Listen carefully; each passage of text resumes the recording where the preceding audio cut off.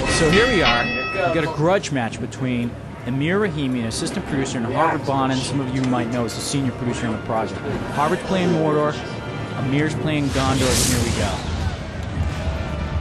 Okay, so we can see Amir here, turtled up inside his base, as a good Gondor player knows to do, but Harvard lays the smackdown right away, drops the Eye of Sauron on him, just saying, I see you. Telling Amir, I've got, I can see inside your base, I can scare your guys, and here I am. For all those of you who've been wondering about Gollum, here he is. He's a spy, he sneaks around. Harvard's got him going in the castle there just to hassle Amir. Just to cause him a little trouble, a little distraction. Of course, Amir wants to take him out because, Harvard's now able to see into his base. But of course, Harvard doesn't let him rest when after he's taken out Gollum. He goes ahead and hits him with the catapult there. So you can see the trolls rolling the siege tower up to the wall. One of the things is when you're going against Gondor players, you have to be able to siege your castle well. You got to take out the walls, break down the gates, just get your guys in one way or another.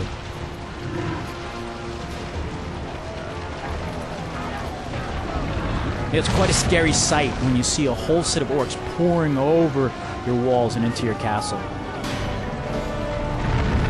My favorite strategy is just to kind of overwhelm my opponent. They have something called Call the Horde, which is one of the special abilities that Mordor uses when kind of high on their, I guess you'd call it a tech tree, but it just churns out the orcs one after the other, and it's cool because you're just when you think your back's against the wall and you run out of money or something like that, you send all these orcs and it just overwhelms the opponent. It's just a lot of fun. All right, so all the orcs are pouring over the castle walls. Now, of course, Amir's smart.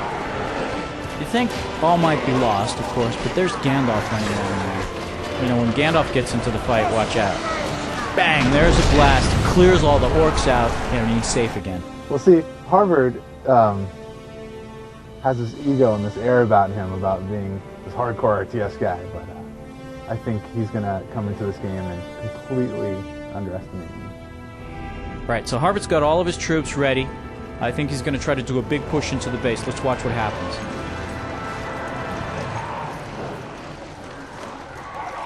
Oh, looks like Amir left his gate open.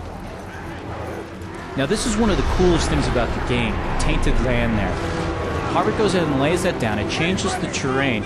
It gives his orcs not only extra strength, but extra combat ability as well.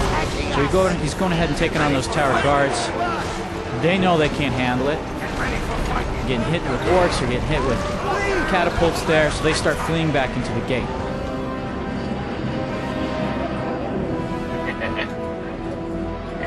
Maggots! What happens when Treebeard fights a troll? And here we go. Now that punch right there we call the Captain Kirk double-handed punch. And this is my favorite move of all, right there, kicking the troll right in the face.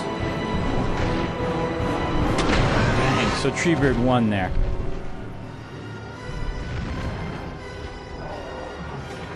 Harvard wasn't able to get onto the wall by pushing a siege tower up there, so he's going to try to break down the main gate with the battering ram. Here he goes.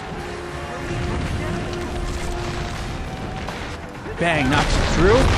1-2 punch, because here comes the Nazgul.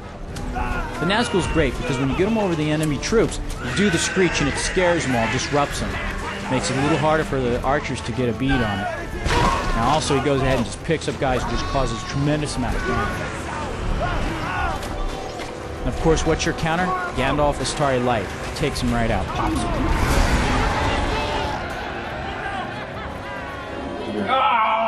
Here's the Mumma-Kill pen. Harvard's going to generate a Mumma-Kill to try to use to help siege the castle. Get my Mumma-Kill.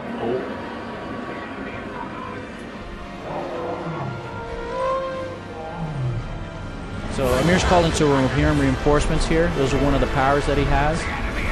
Of course, they don't do too well against the Mumma-Kill, especially when they're continually shelled by catapults as well. Just squashed flat. No offense for you, but are you playing? I mean, I got my Mumma-Kill waiting for you over there. You just accumulate that mile. So since the Rohirrim didn't work, Amir's notched it up another level, used another power, and called in the Army of the Dead. It's just so fun to watch these guys take out the enemy.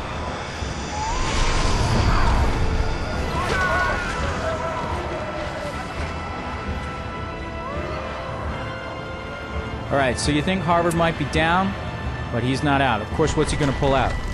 Here comes the Balrog.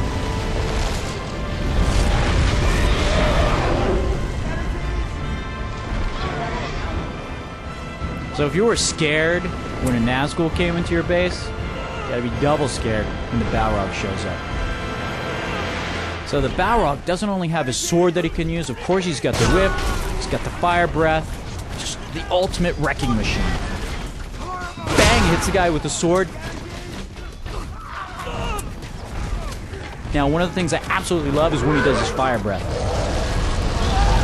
You know, the effect is cool, but the damage is devastating. You can see Amir's archers there just firing away, trying to take out the Balrog. Nothing's really helping.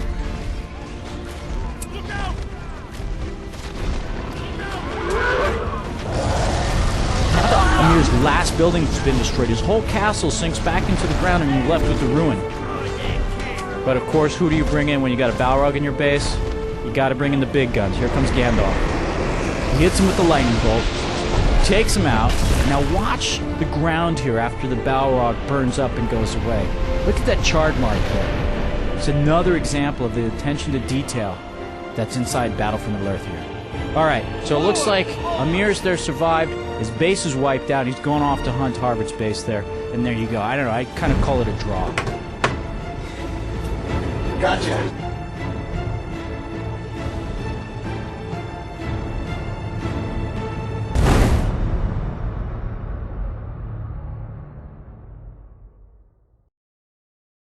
EA Games. Challenge everything. So don't forget, you'd be scared too if you saw a troll coming at you with a 12-foot tree.